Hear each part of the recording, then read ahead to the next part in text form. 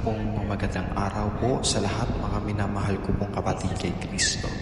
Ngayon pong araw na ito ay nagtipon tayo hindi lamang para makinig, kundi para magnilay, manahimik at suriin ang ating sarili sa harap ng Diyos. This recollection ay isang pagkakataon upang huminto ng sandali sa gitna ng ating abalang buhay at tanungin ang ating mga sarili. Nasaan ba ako sa aking relasyon sa Diyos? Minsan, ang buhay ay parang isang mahabang paglalakbay. Sa paglalakbay na ito, may mga pagkakataong tayo ay naliligaw ng landas. May mga pagkakataon ding napapagod tayo, nadidismaya o nawawalan ng direksyon. Ngunit ang magandang balita ay ito. Ang Diyos ay laging naghihintay sa ating pagbabalik. Ang buong mensahe ng Kwaresma ay nakapaloob sa isang salita, conversion o pagbabalik loob. Hindi ito simpleng pagbabago lamang ng ugali. Ito ay pagbabago ng puso. Ang Diyos ay hindi lamang tumitingin sa ating panlabas na ginagawa. Mas mahalaga sa Kanya ang laman ng ating puso. Kaya mga kapatid, gaano man tayo kalayo sa Diyos, palaging bukas ang Kanyang pintuan. Hindi siya napapagod magpatawad. Kaya tanong na lamang ay handa ba tayong bumalik? Ngayon naman pong panahon ng Kwaresma, binibigyan tayo ng simbahan ng tatlong paraan upang mapalapit muli sa Diyos. Una, ang panalangin, pag-aayuno at pagkakawanggawa. Sa panalangin po tayo. Ang panalangin ay hindi lamang pagbigkas ng mga dasal. Ito ay pakikipag-usap sa Diyos. Marami sa atin ang abala sa trabaho, sa pamilya, sa mga responsibilidad. Ngunit kung iisipin po natin, ilang minuto ba sa isang araw ang inilalaan natin sa Diyos?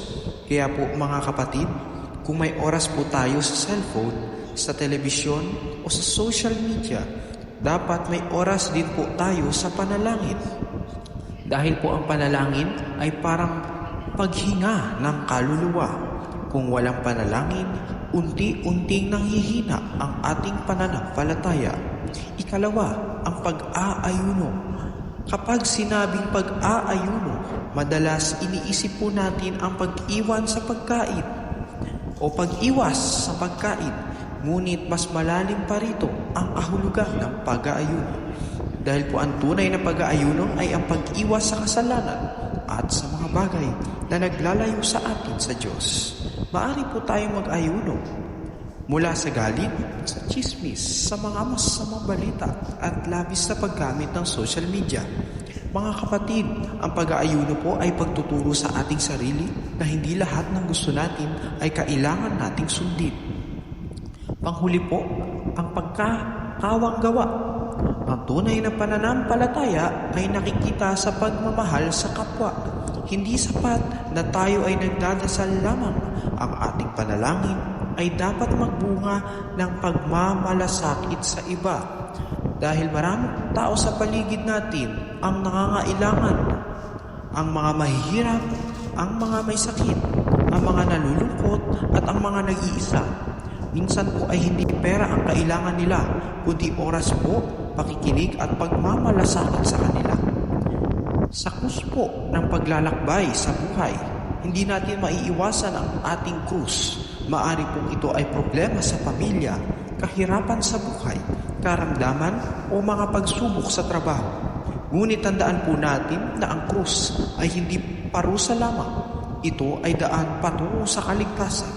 Si Jesus mismo ang nagpakita sa atin na ang krus ay hindi katapusan. Sa likod ng krus ay ang muling pagkabuhay. Kaya kapag dumating ang mga pagsubok, huwag po tayong mawalan ng pag-asa. Sa halip po ay ialay natin ito sa Diyos. Mga kapatid, ngayon po ay manahimik po tayo ng sandali sa ating puso. Naway tanungin po natin ang ating mga sarili kung kumusta ang ating relasyon sa Diyos o kung may kasalanan ba akong kailangan pagsisihan o may O may tao ba akong kailangang patawarin? O may pagbabago bang hinihingi ang Diyos sa aking buhay? Ngayon pong recollection na ito ay hindi magiging makabuluhan kung walang konkretong pagbabago. Ang Diyos ay hindi lamang tumatawag sa atin upang makinig. Tinatawag niya tayong magbago. Mga kapatid po, kahit gaano kalaki ang ating kasalanan, mas malaki pa rin ang awa ng Diyos. Ang Diyos ay hindi naghihintay upang tayo ay parusahan. Siya ay naghihintay upang tayo ay yakapin at patawarin. Tulad ng Ama sa talinhaga ng alibughang anak, handa siyang tanggapin tayong muli. Kaya wag po tayong matakot na lumapit sa Diyos. Naway manalangin po tayo sa ating Panginoon. Ama naming mapagmahal, nagpapasalamat kami sa iyong salita na aming napakinggan sa araw na ito. Salamat sa paanyaya mong magbalik loob at magbagong buhay. Panginoon, alam mo ang aming kahinaan.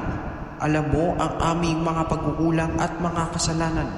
Ngunit naniniwala kami sa iyong walang hanggang awa. Linisin mo ang aming puso at palakasin mo ang aming pananampalataya. Naway maturuan mo kaming magmahal at magpatawad. Nawa ang aming mga napagnilayan sa araw na ito ay magbunga ng tunay na pagbabago sa aming buhay. At ngayon, hingin natin ang pagpapala ng Diyos. Sumainyo po ang Panginoon at sumaiyo rin. Naway pagpalain po kayo ng makapangyarihang Diyos, Ama at Anak at Espiritu Santo, naway manahan sa inyong puso ang kapangyarihan ng Panginoon at masamahan tayo sa inyong paglalakbay ng pananampalataya. Amen.